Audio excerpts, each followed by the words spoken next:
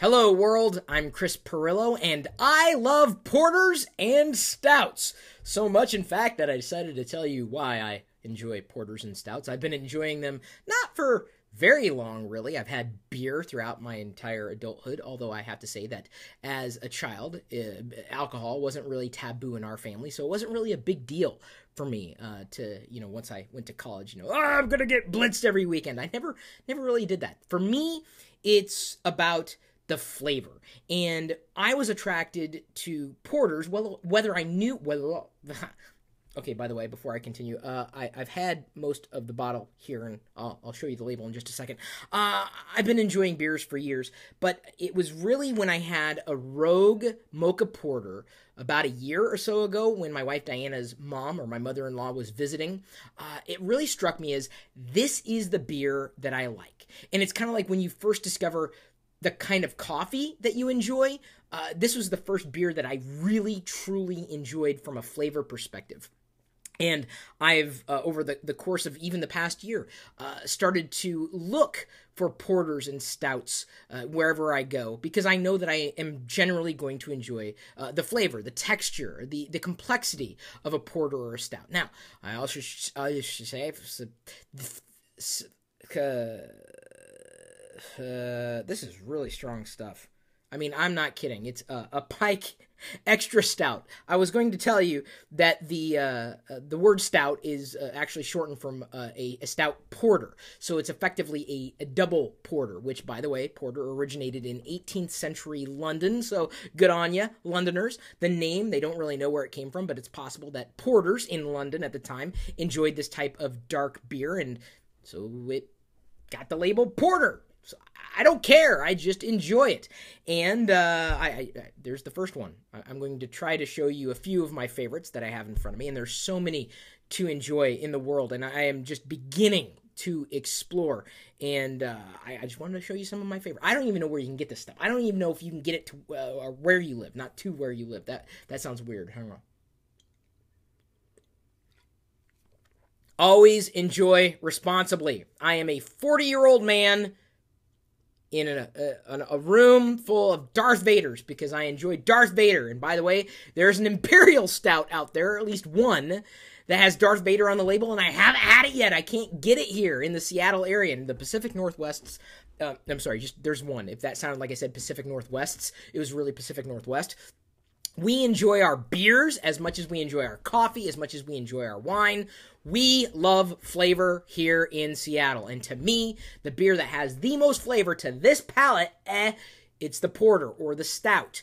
And I've tried them all. Well, okay, not all beers. But I mean, I've tried all types of beers and settled ultimately on the porter or the stout. So to me, pulling a Pike Extra Stout out of the fridge tastes good cold, tastes better cool.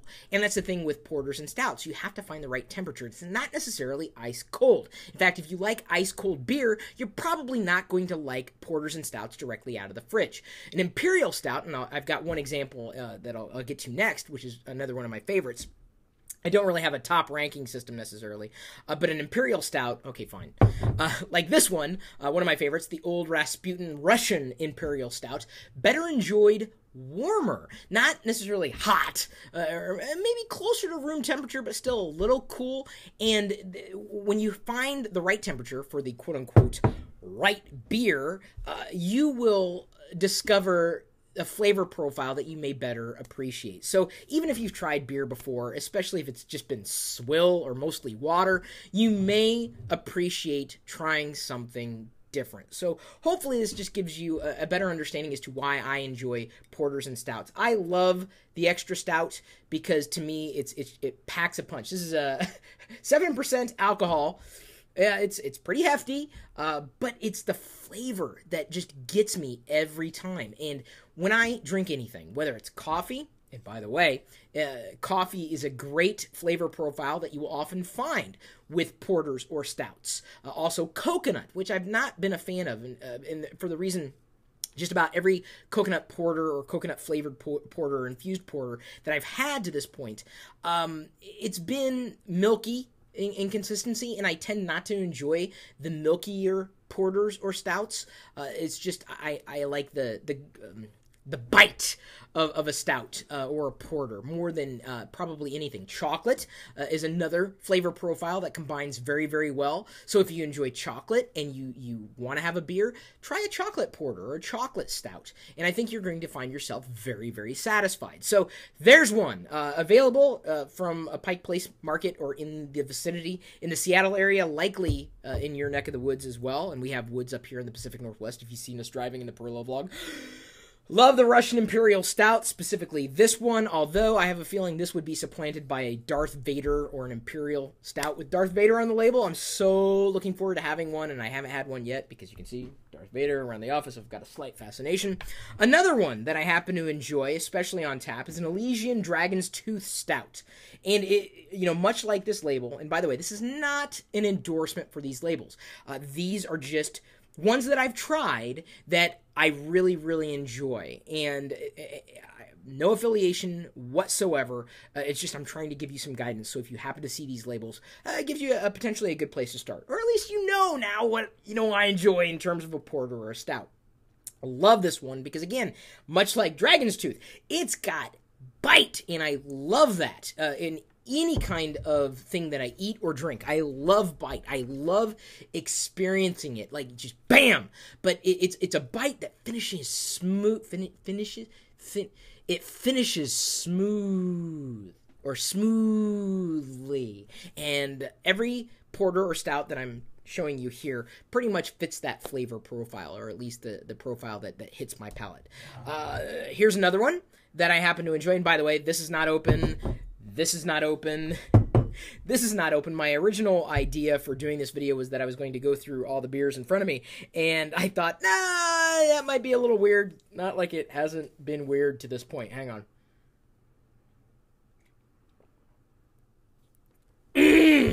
I just love that. It's like a good cheese, you know, bam! I love blue cheese, I love dark chocolate, I love espresso, and I love porters and stouts. That tells you where my palate sits. I just love those strong experiences in my mouth, and that's exactly what a good porter or a stout can deliver. Let's see here. 1, 2, 3, 4.